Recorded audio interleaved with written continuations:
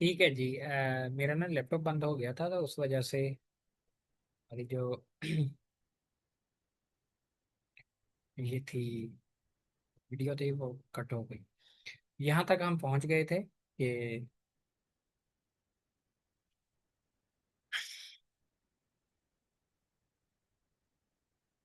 Aerobic और anaerobic का चल रहा था सिस्टम जो मसल सेल में होता है कि मैं ये बता रहा था, ये मैं आखिरी लाइन डिस्कस कर रहा था कि जब असल में होता कुछ यूं है कि जब एनारोबिक एक्सरसाइज होती है तो लैक्टिक एसिड जो है वो प्रोड्यूस होता है मसल में। ग्लूकोज के टूटने से लैक्टिक एसिड प्रोड्यूस होता है, ये लिखा हुआ है यहाँ।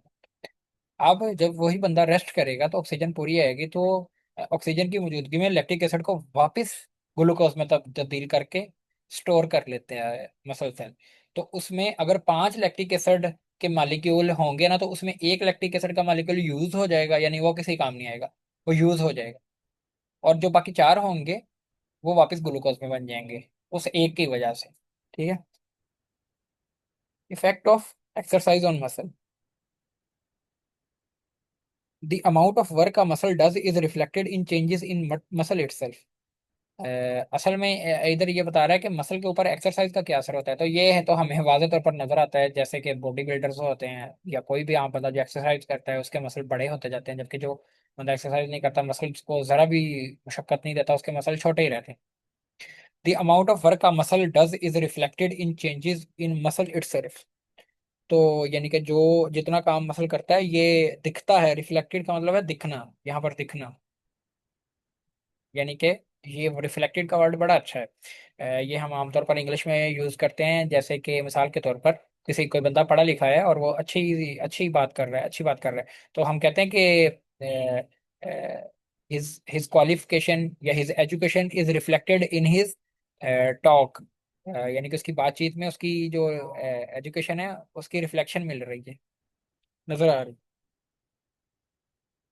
When muscles are used actively, they increase in size or strength and become more efficient and fatigue resistant. जब मसल को जो है वो हम एक्टिवली यूज करते रहेंगे, बार बार यूज करते रहेंगे, तो उनका साइज भी बढ़ जाएगा, उनकी ताकत भी बढ़ जाएगी, और फिर वो फटीग भी नहीं होंगे, वो उनमें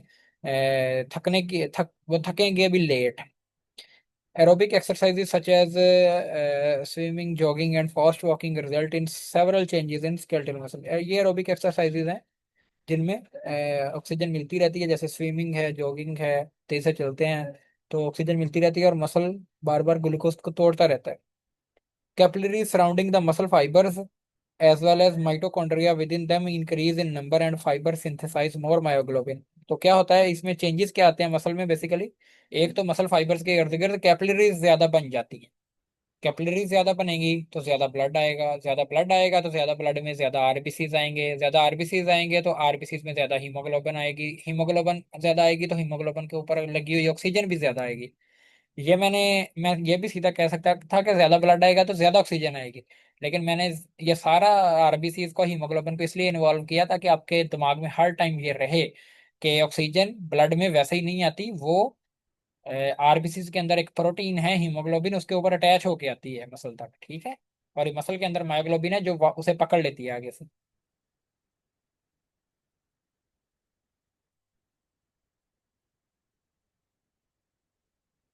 और दूसरा, एक तो कैपिलरीज ज्यादा बन जाती है, और दूसरा फाइबर, मसल फाइबर के अंदर ज्यादा मायोग्लोबिन भी बन जाती है। ठीक है। मायोग्लोबिन ताकि ऑक्सीजन की स्टोरेज की कैपेसिटी भी बढ़ जाती है मसल की।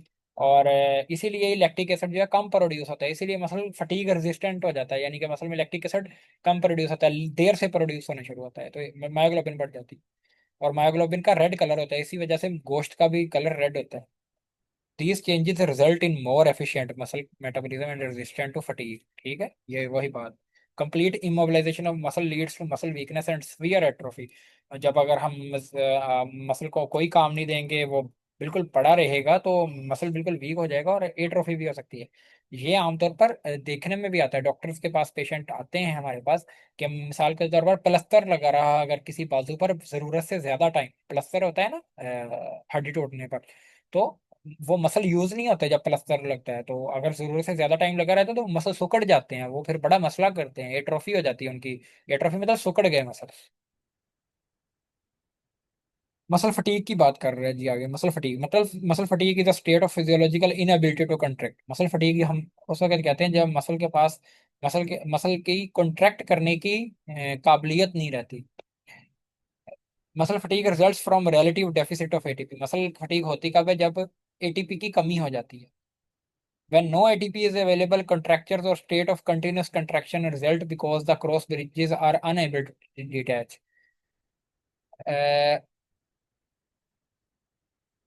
इसमें ये बात कर रहा है वो बेसिकली कि जब एटीपी अवेलेबल नहीं होते, कम होते हैं, तो क्या होता है कि मैंने आपको पहले भी बताया, बच्चों के दिमाग में अक्सर ये बात होती है कि मायोसिन के हेड को अटैच होने के लिए एटीपी चाहिए। नहीं, मायोसिन का हेड अटैच हो जाता है कैल्शियम जैसे ही आता है। लेकिन एटीपी कब चाहिए? मायोसिन के हेड को कॉन्ट्रैक्ट करवाने के लिए और फिर डिटैच करवाने के लिए, उतारने के लिए। तो जब वो डिटैच नहीं होता तो फिर कॉन्ट्रैक्चर्स बन जाते हैं, मतलब मुसलसल मसल अकड़ा रहता है। ये अक्सर हमने महसूस भी किया हुआ है, यानी कि अगर आप किसी बाजू से बहुत ज्यादा कॉन्ट्रैक्ट कर रहे हैं, जैसे जिम में जाते हैं बच्चे, तो वो जब कॉन्ट्रैक्ट करते हैं तो उनका बाजू दरमियान में आकर ना बिल्कुल सीधा नहीं होता, हो सकता वो दरमियान में आकर रुक जाता है, कॉन्ट्रैक्चर की स्टेट सी बन जाती है, वो आहिस्ता आहिस्ता फिर ठीक हो जाता है मतलब। तो वो इसी वजह से होता है क्योंकि वहां पर रिलेटिव जो है ना, यानी कि मसल में फटीग की वजह, तब मसल की फटीग हो जाती है, उसको हम कहते हैं सोरनेस हो गई है मसल की। Excess accumulation of lactic acid and ionic imbalance also contribute to muscle fatigue. इसके अलावा लैक्टिक एसिड भी बढ़ जाता है और आयोनिक आयंस का भी इम्बैलेंस हो जाता है मसल के। ये आयोनिक इम्बैलेंस क्या होता है? ये आपके स्कोप से ही बाहर है, क्योंकि बहुत सारे ये जो मैंने आपको चीजें बताई है ना, इसके अलावा बहुत सारी चीजें और भी मसल में हो रही होती हैं, जो कि आपको, यानी कि अभी आप नहीं पढ़ सकते, आपका दिमाग छोटा है। तो वो आपको बताने की जरूरत भी नहीं, सिर्फ वर्ड बता दिया उसने क्या मुख्तलिफ और भी आयंस का इम्बैलेंस होता है। Lactic acid which causes muscle pH to drop. अच्छा, एसिड की प्रॉपर्टी ये होती है कि वो हमेशा पीएच कम करता है, ठीक है। जितना पीएच कम होगा उतना हाइड्रोजन आयन बढ़ जाएगा, ये बात है। हाइड्रोजन आयन बेसिकली एसिडिटी को ही रिप्रेजेंट कर रहे हैं। Lactic acid which causes muscle pH to drop and the muscle to ache, या एक एक है ये word, causes extreme fatigue by breaking glucose. ठीक है, तो क्या होता है कि लैक्टिक एसिड क्या होता है, पीएच को ड्रॉप कर देगा, एसिड है तो पीएच ड्रॉप ही हो गया, जिसकी वजह से बहुत ज्यादा फटीग होगी। और ये लैक्टिक एसिड बनता कैसे है? ग्लूकोज को तोड़ने से बनता है। आगे उसने दो अच्छा, ये उसने तीन टर्म्स बताई हैं, एक मसल फटीग की, फिर टेटनी की, और फिर क्रैम्प की।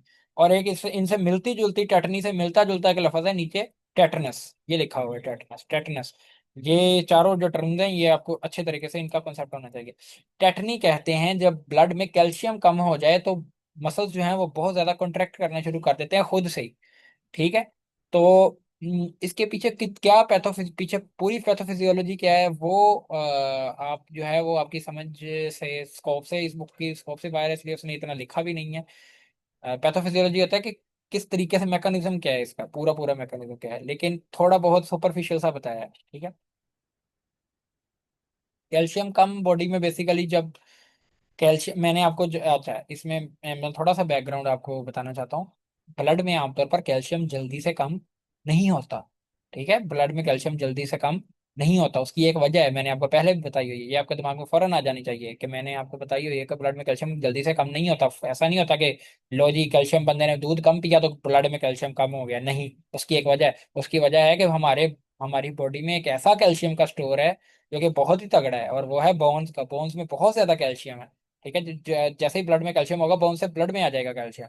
ठीक है, तो क्या होगा, तो इसलिए आमतौर पर ऐसा नहीं होता कि दूध, बंदे ने दूध कम पिया, कैल्शियम कम लिया, तो क्या हुआ कि जी टेटनी हो गई। नहीं नहीं नहीं नहीं, ऐसा नहीं होता। टेटनी कुछ खास कंडीशंस में होती है। उनमें से एक कंडीशन ऐसी होती है जिसमें क्या होता है कि ब्लड से बोन्स की तरफ ज्यादा कैल्शियम जाना शुरू हो जाता है, हॉर्मोन्स के इम्बैलेंस की वजह से। ये टेटनी आगे भी जाके वो बताएगा हॉर्मोन्स वाले चैप्टर में। तो कैल्शियम जो है ना, एक हार्मोन के बढ़ने की वजह से कैल्शियम ब्लड से निकलकर बोन्स में जाना शुरू हो जाता है बहुत ज्यादा मिकदार में। पैराथायरॉयड हार्मोन की वजह, पैराथायरॉयड हार्मोन की कमी की वजह से, पैराथायरॉयड हार्मोन की कमी की वजह से। तो उससे फिर टेटनी हो सकता है। ठीक है, tetani is the disease caused bye low calcium in the blood.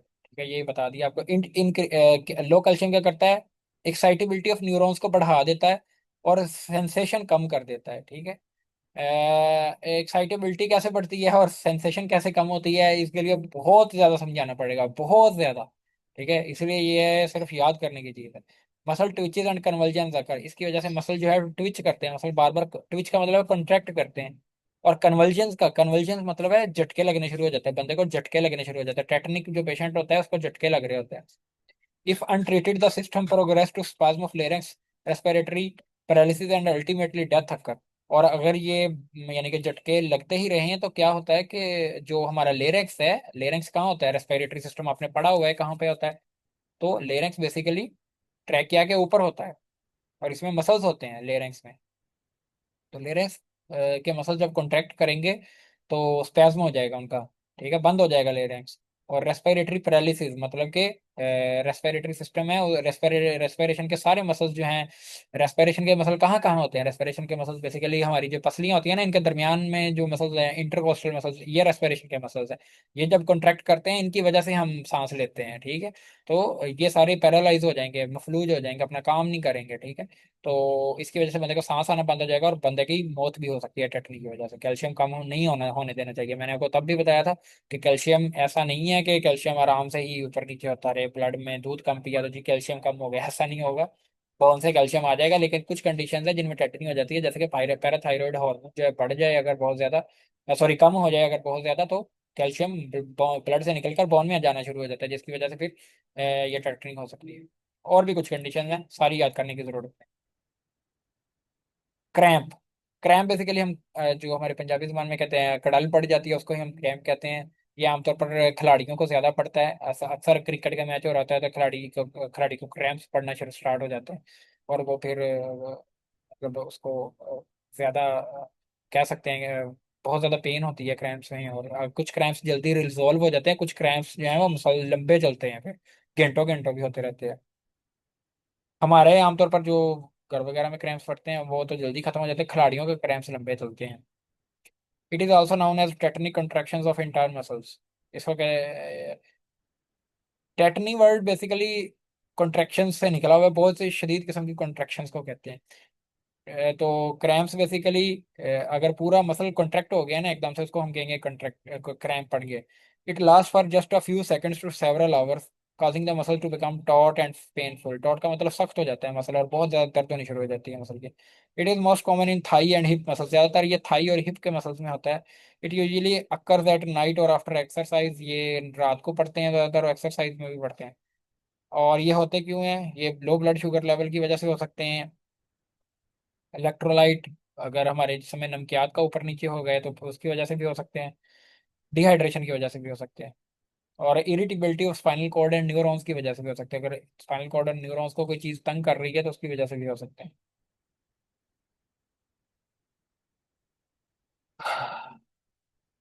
Arrangement of, ठीक है, नहीं नहीं नहीं, इससे पहले मैं टेटनस पढ़ाना चाहूंगा। टेटनस क्या होता है। टेटनस बेसिकली एक बीमारी है जिसकी हम आमतौर पर वैक्सीन भी लगवाते हैं जब हमारा रोड साइड पर एक्सीडेंट होता है। होता कुछ यूं है कि जब हमारा रोड साइड पर एक्सीडेंट होता है तो अक्सर रोड पर, सड़क वगैरह पर, या सिर्फ रोड पर नहीं है, ये लोगों में गलत नजरिया फैल है कि रोड पर ही सिर्फ टेटनस का बैक्टीरिया होता है। टेटनस की बीमारी एक बैक्टीरिया की वजह से होती है जिसका नाम यहाँ पर मेंशन किया हुआ है, क्लोस्ट्रीडियम टेटनाई। इसका नाम है क्लोस्ट्रीडियम टेटनाई। ठीक है, तो ये गलत नजरिया है कि सिर्फ रोड पर ही एक्सीडेंट होने से टेटनस होता है। कभी यानी कि ये टेटनस के जो हैं ये रस्टी रस्टी नेल्स वगैरह, यानी कि जंग लगे हुए लोहे की चीजें, वहां पर भी अगर जख्म हो जाए तो वहां से भी ये टेटनस का ये बैक्टीरिया बंदे के जिस्म में इंटर हो जाता है। ठीक है, तो इसकी वजह से एक बीमारी होती है टेटनस, जिसमें भी, इस बीमारी में भी सारे जिस्म के जो मसल हैं वो अकड़ जाते हैं। मैं इसकी आपको पिक्चर भी दिखाता हूँ, मैंने पिक्चर भी डाउनलोड करके रखी हुई है।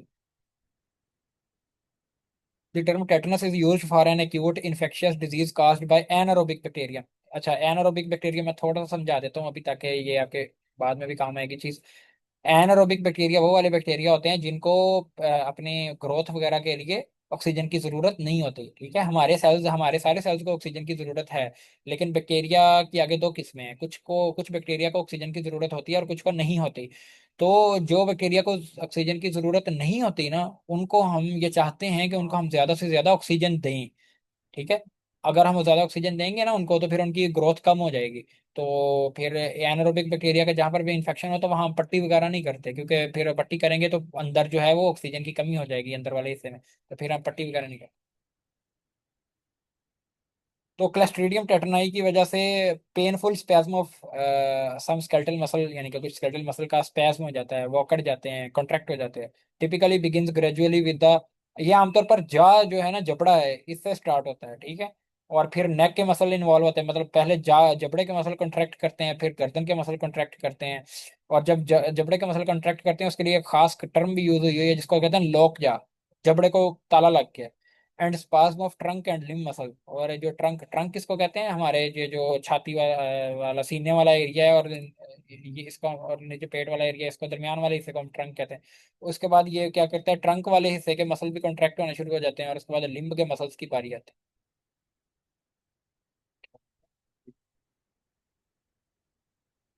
यूजुअली फैटल, फैटल कहते हैं मोहलिक को, जिसकी ऐसी बीमारी जिसकी वजह से जान चली जाए। तो टेटनस के मरीज हमारे पास आते रहते हैं, मैं हॉस्पिटल में भी मैंने कई दफ़ा मरीज देखे हैं। और इस तरह के मरीज तकरीबन 100 के 100% ही मर जाते हैं, जिनको टेटनस हो जाए वो मर जाते हैं, वो मरीज बचाना तकरीबन नामुमकिन ही होता है। तो और मरने की मेन वजह क्या है, रेस्पिरेटरी फेलियर, इनका भी रेस्पिरेटरी फेलियर होता है। आपको पता है, मैंने अभी बताया कि जो ट्रंक के मसल जब इन्वॉल्व होंगे, हमारी रिब्स के दरमियान वाले इंटरकोस्टल मसल्स इन्वॉल्व होंगे, तो बंदे को सांस नहीं आ पाएगी। लेरेंक्स इन्वॉल्व होगा, लेरेंक्स भी बंद हो जाएगा। तो और ऊपर से इनका लॉक जा भी है, जा भी लॉक हो जाएगा, तो फिर इनकी रेस्पिरेटरी फेलियर हो जाएगा और फिर ये मर जाएंगे। तो कुछ ना कुछ कुछ बहुत ही रेयर केसेस में बचा भी लेते हैं हम इनको। वो कैसे बचाते हैं वो मैं अभी नहीं बता रहा। Though rare in developed countries, the tetanus is the major killer in developing countries. Though rare का मतलब, दो शुरू में आया हुआ है, इसका मतलब ये है कि अगरचे ये रेयर कहते हैं कम, डेवलप्ड कंट्रीज में ये कम ही है। डेवलप्ड कंट्रीज में टेटनस की वजह से बंदे का मरना कम है। ठीक है, टेटनस हो जाता है लेकिन मरना, सॉरी, टेटनस क्या, टेटनस होता ही नहीं है, क्योंकि उसकी वजह ये है कि वो वैक्सीन बड़ी टाइम से लगवा लेते हैं। लेकिन डेवलपिंग कंट्रीज में इसकी वजह से मरने के चांसेस बहुत ज़्यादा है, बल्कि 40% है। ये आपकी बुक जो है बहुत पुरानी है, तो इसके जो जो फिगर हैं इन पर पूरा यकीन नहीं किया जा सकता, लेकिन अगर आए तो यही लिख देना। लेकिन यानी क्वेश्चन आए तो यही लिख देना, लेकिन ये फिगर 40% है नहीं है, ये आज की डेट में है नहीं है, ये नहीं पता। चलो जी, टेटनस भी बता दी। अच्छा, टेटनस के लिए मैंने पिक्चर भी की हुई थी, वो मैंने दिखाई नहीं।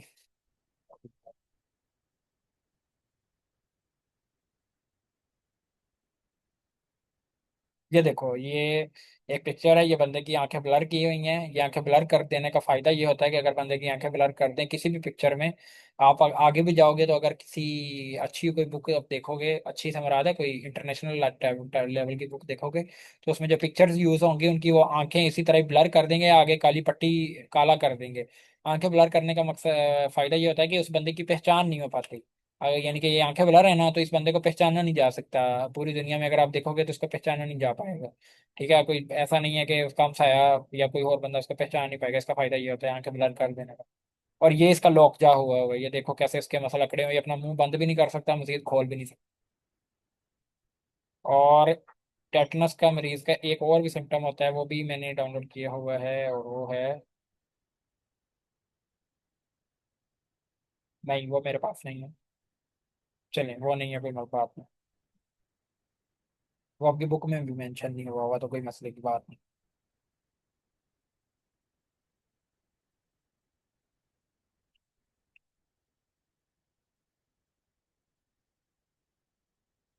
अरेंजमेंट हमारा थोड़ा सा ही काम रह गया अब, arrangement of skeletal muscle for movement of skeleton. अच्छा, तो अब ये बता रहेगा कि स्केलेटल मसल कैसे मूवमेंट कैसे करवाते कैसे हैं, तो और उनकी अरेंजमेंट कैसे हुई होती है। इसके लिए मैं सबसे पहले आपको एक पिक्चर दिखा दूं ताकि आपको आसानी से समझ आ जाए।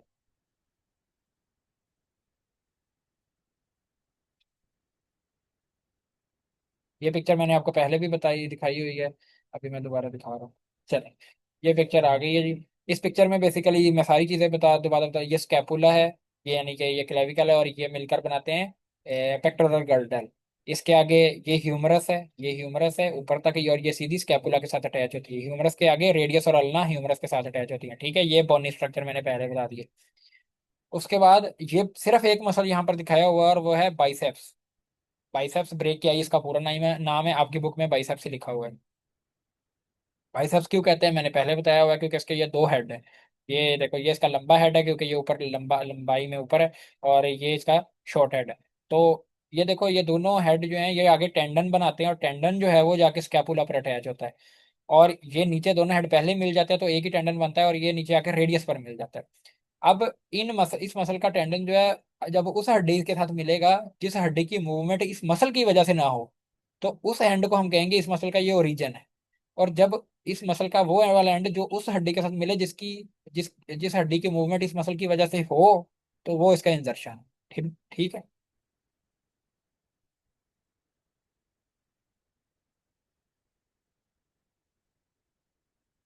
Skeletal muscle has three parts.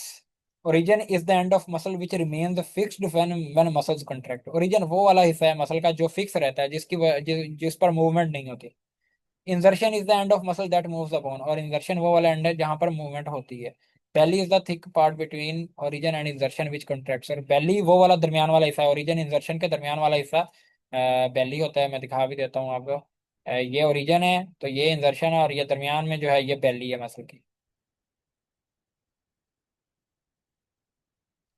Connective tissue binds other tissues and helps to maintain body form by holding the various organs together। देखो, कनेक्टिव टिश्यू मसल्स तो मतलब दो बोन्स के साथ जुड़े होते हैं। इसके अलावा जो बोन मुख्तलिफ किस्म के टिश्यूज हैं ना हमारी बॉडी में, वो एक दूसरे के साथ कनेक्टिव टिश्यू की वजह से, इसका नाम ही कनेक्टिव इस वजह से रखा हुआ है क्योंकि ये कनेक्ट कर रही है मुख्तलिफ चीज़ों को।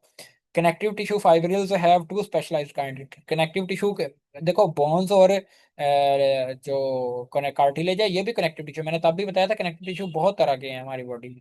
तो यहाँ पर उसने दो स्पेशलाइज्ड काइंड भी और बताई हैं, लिगामेंट और टेंडन।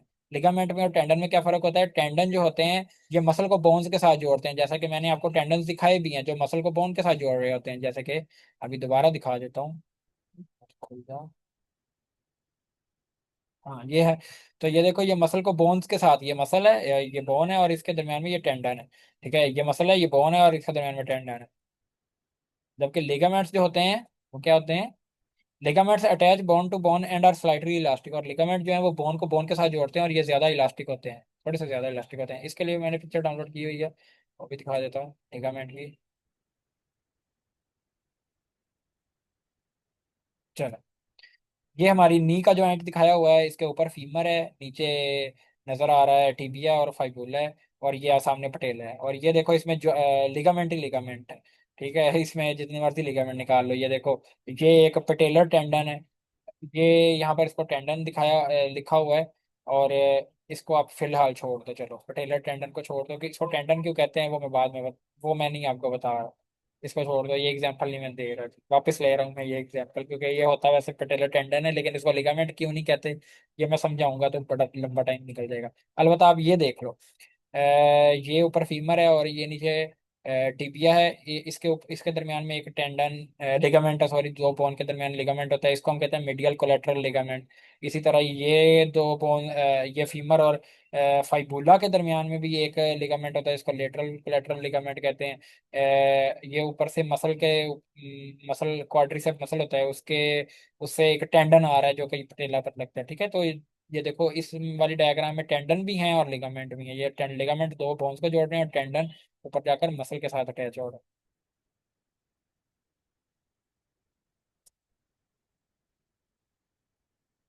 Movement of bones.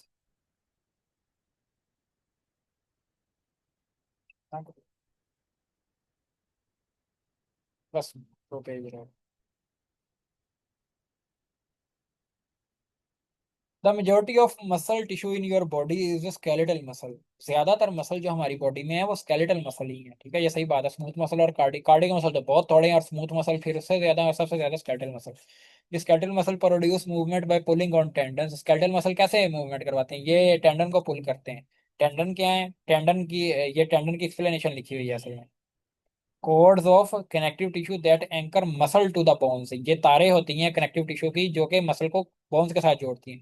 ये tendon then pull on the bones, और टेंडन फिर आगे बोन्स को खींचते हैं।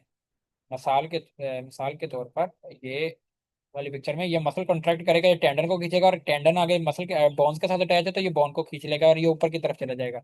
यानी कि जब ये मसल ऐसे कॉन्ट्रैक्ट करेगा, तो ये देखो जैसे बाजू ऊपर की तरफ जा रहा है ना, तो कंट्रैक्शन की वजह से ये बाजू ऊपर की तरफ चला जाएगा।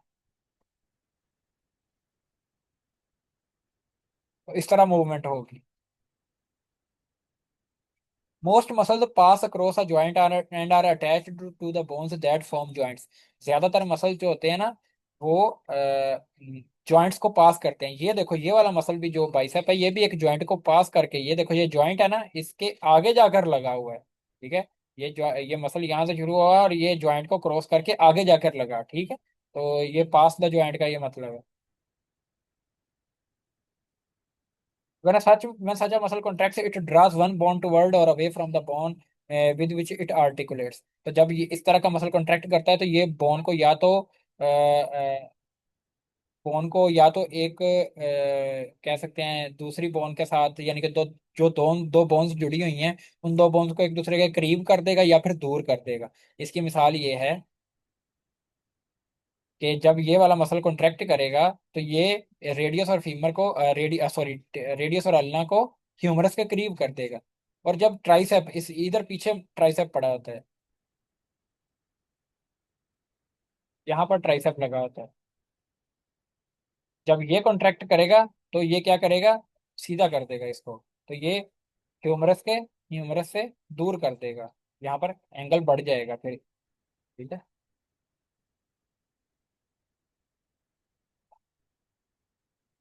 सर ये प्लान है। There are 650 muscles in human body, most of which occur in pair.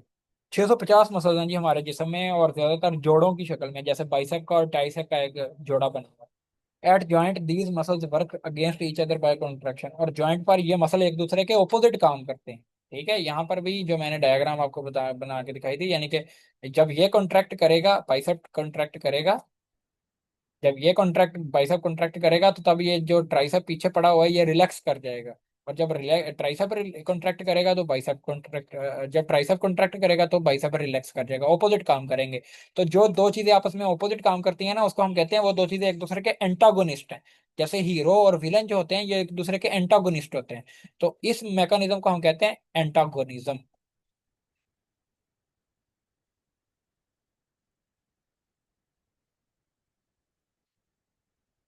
अच्छा, ये मैं नीला डब्बा बाद में पढ़ूंगा। पहले मैं जो इसकी एग्जांपल देना चाह रहा हूँ, वो एग्जांपल मैंने पहले ही दे दिया। The best example is the movement of elbow joint by biceps and triceps. इसकी बेस्ट एग्जांपल जो एंटागोनिज्म की है ना, वो है एल्बो जॉइंट पर बाइसेप और ट्राइसेप की वजह से जो मूवमेंट हो रही है। The bicep bend the arm at the elbow joint and tricep straightens it. जो बाइसेप होता है वो आर्म को बेंड करता है, जैसे मैंने अभी दिखाया, और ट्राइसेप जो पिछले वाला मसल है वो सीधा कर देता है बाजू को। This the bicep brachii muscle arises by two heads from scapula and is inserted into the medial surface of radius bone. यही मैंने आपको दिखाया कि ये देखो कि जो जो बाइसेप है, ये दो हेड से निकलता है, स्केपुला दोनों हेड स्केपुला से निकलते हैं। ठीक है, ये दोनों हेड स्केपुला से निकलेंगे और रेडियस पर जाकर अटैच हो जाएंगे।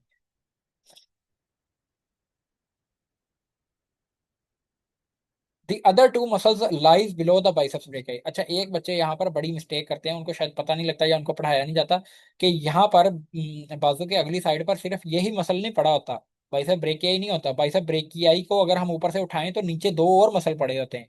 एक होता है ब्रेकियलिस, और एक होता है ब्रेकियो रेडियलिस। ठीक है, इन दोनों का नाम भी आपको याद करना चाहिए। अब मैं जब एफएससी में था, मैं बहुत कंफ्यूज था इन मसल्स के बारे में कि ये मसल्स क्या होते हैं, कहाँ कहाँ। मैं आपको पिक्चर दिखा देता हूँ जिसकी वजह से आपको बेहतर और पता चल जाएगा।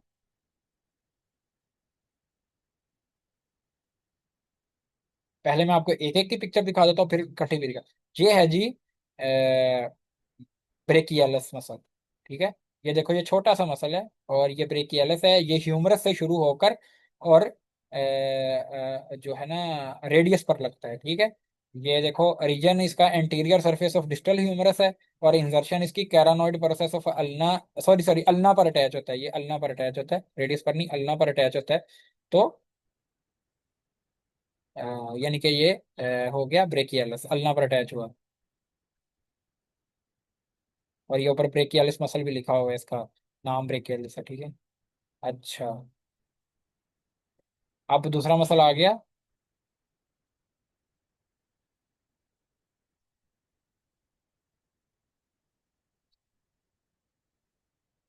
दूसरा मसल आ गया ब्रेकियोरेडियलिस। ये है जी ब्रेकियोरेडियलिस। ब्रेकियोरेडियलिस भी ह्यूमरस से निकलता है और आगे नीचे आकर जो है ना अल्ना पर अटैच हो जाता है। ठीक है, ब्रेकियोरेडियलिस अल्ना पर। आप कहाँ से निकलता है, कहाँ पर अटैच होता है, ये आपका सर दर्द नहीं है, बस आपको पता होना चाहिए ये मसल यहाँ पर मौजूद होते हैं। ये भी देखो ह्यूमरस, ये यानी कि ये बाइसेप्स, बाइसेप के नीचे दो मसल पड़े होते हैं। अब इन सारे मसल्स को अगर हम इकट्ठा करके, ये ब्रेकियोरेडियलिस है जो ह्यूमरस से निकलकर अल्ना सर के आ गया, और ये भी बाजू के ऊपर वाले हिस्से में मौजूद होता है। तो बाइसेप्स ब्रेकिया के नीचे दो और मसल होते हैं, ब्रेकियालिस और ब्रेकियो रेडियलिस। और अब मैं आपको ये सारे मसल इकट्ठे कैसे पड़े होते हैं वो भी दिखा देता हूँ।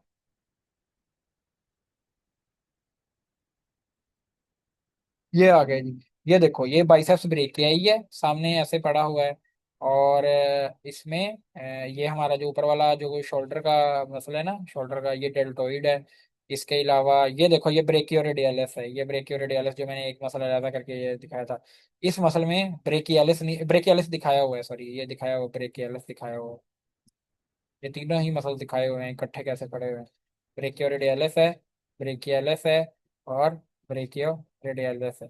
तो ये ब्रेकियोरेडियलिस का कुछ हिस्सा ऊपर भी होता है, तो इसने इसलिए इसने बताया कि यहाँ पर तीन मसल ये पड़े होते हैं सामने की तरफ, और एक मसल पीछे की तरफ पड़ा होता है जिसे हम ट्राइसेप कहते हैं। बाकी मसल छोड़ दो, ये आपके काम के नहीं।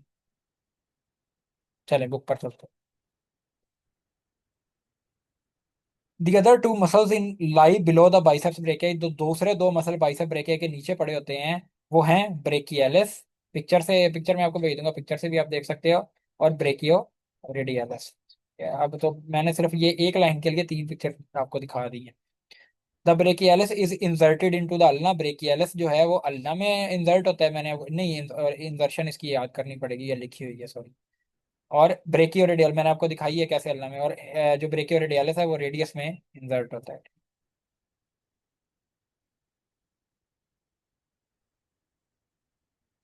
When these muscles contract, they lift radius and ulna and bend the arm at elbow। जब ये मसल्स कॉन्ट्रैक्ट होते हैं तो अ, जब ये मसल कॉन्ट्रैक्ट होगा तो ये रेडियस और अल्ना को ऊपर उठा देगा, और आर्म जो है वो बेंड हो जाएगा, ऐसे रेडियस अल्ना। जब ये मसल ऐसे कॉन्ट्रैक्ट होगा तो रेडियस अल्ना ऊपर की तरफ जाएगी और आर्म बेंड हो जाएगा।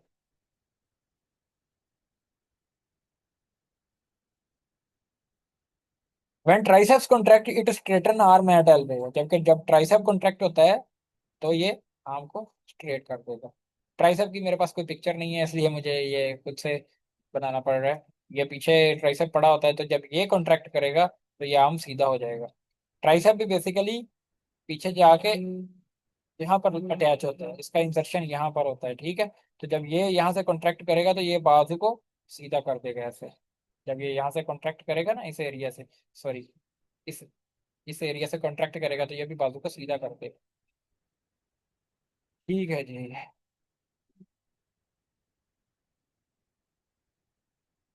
In the antagonistic pairs, one muscle reverse the effect of the other and they do not contract simultaneously। ये antagonistic muscles हैं बाइसेप्स और ट्राइसेप्स, और ये दोनों एक टाइम पर ही कॉन्ट्रैक्ट नहीं करेंगे। जब एक कॉन्ट्रैक्ट करेगा दूसरा रिलैक्स करेगा, और जब दूसरा कॉन्ट्रैक्ट करेगा पहला रिलैक्स करेगा।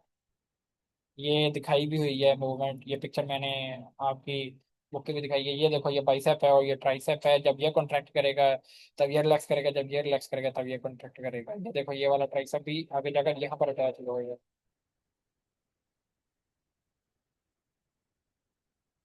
नीला डब्बा रह गया बस, बाकी कोई खत्म हो गई कहानी।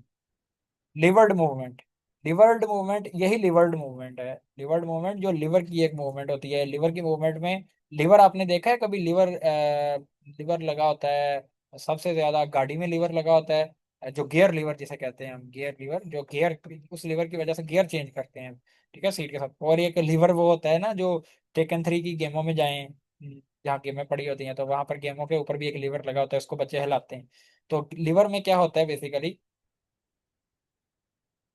लीवर में क्या होता है, ऐसे ऐसा होता है ना लीवर, ऐसा होता है। तो इसमें ये वाला हिस्सा जो है ये मूव नहीं करता, ये नीचे वाला हिस्सा फिक्स होता है, जबकि ये ऊपर वाला हिस्सा कभी इधर जाता है, कभी इधर जाता है, कभी आगे जाता है, कभी पीछे जाता है। तो इधर भी ऐसा ही है कि मसल का एक हिस्सा जो है वो मूव नहीं कर रहा, और दूसरा हिस्सा जो है वो उसे कॉन्ट्रैक्ट करवा करवा के मसल कॉन्ट्रैक्ट करवा करवा के दूसरे हिस्से को मूव करवा रहा है। तो इसलिए इसलिए इस मूवमेंट को लिवर मूवमेंट कह रहे हैं, लिवर मूवमेंट कह रहे हैं।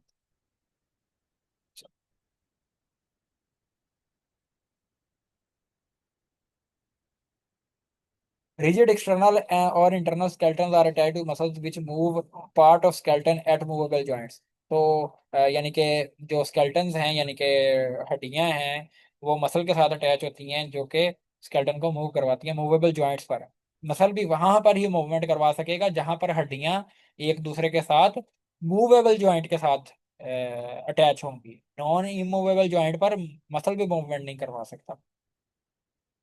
Each bony lever is moved by an antagonistic muscle pair. One muscle reverses the action of the other so that the lever can return to its original position।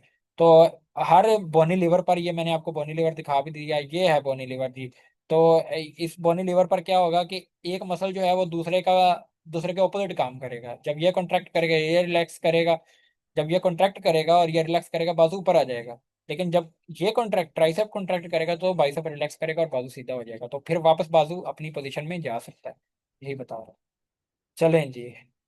अल्लाह खैर, चला muscle मैंने complete कर दिया। अब ये जो है ना, बाकी ये हमारा कितने दिन का काम रहेगा, ये भी तकरीबन 2 से 3 दिन का काम पड़ा हुआ है।